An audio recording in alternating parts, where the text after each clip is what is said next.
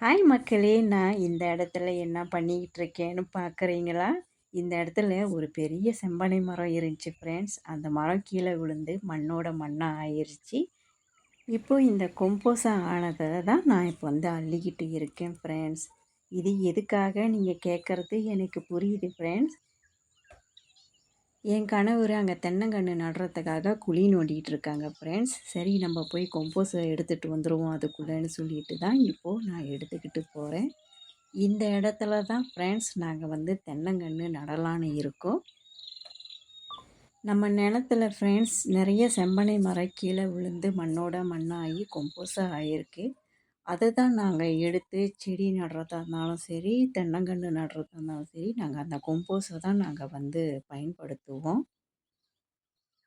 Friends இந்த இடத்துல தென்னங்கன்று நாங்கள் ஏற்கனவே நட்டோம் ஃப்ரெண்ட்ஸ். ஆனால் அது செத்து போச்சு ஃப்ரெண்ட்ஸ். அதுக்கு காரணமே பன்றி தான்.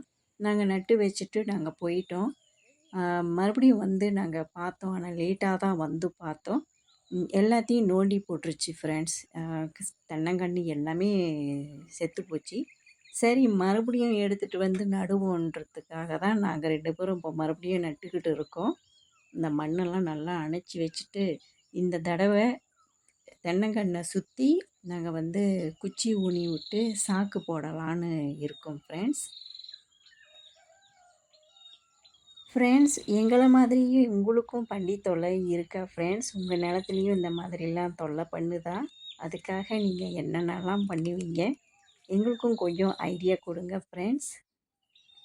நாங்கள் ஃபர்ஸ்ட் டைம் தென்னங்கன்று நடும்போது, இந்த பண்டிகிட்டேருந்து இந்த தென்னங்கன்றை எப்படியாவது காப்பாற்றணுன்றதுக்காக, இந்த மாதிரி கொம்போஸ் மண்ணை நாங்கள் நிறைய போட்டு அணைச்சி வச்சுருந்தோம் ஃப்ரெண்ட்ஸ். ஆனால் பன்றி வந்து அதையும் விட்டு விடலை ஃப்ரெண்ட்ஸ். நோண்டி எல்லாத்தையும் போட்டுருச்சு. சரி 2வது என்ன செய்யலான்னு யோசிக்கும்போது, செம்பனை மரத்தோட மட்டையில் வந்து நிறைய முள் இருக்கும் ஃப்ரெண்ட்ஸ். அந்த சரி அதை எடுத்து அந்த செடியை சுற்றி நம்ம போட்டால் வராதுன்னு நினச்சிட்டு நாங்கள் வந்து போட்டோம் ஃப்ரெண்ட்ஸ். ஆனால் அதுக்கும் வேலைக்கு ஆகலை ஃப்ரெண்ட்ஸ். அதையும் எடுத்து போட்டு எல்லாத்தையும் நோண்டி எடுத்து போட்டுருச்சு ஃப்ரெண்ட்ஸ்.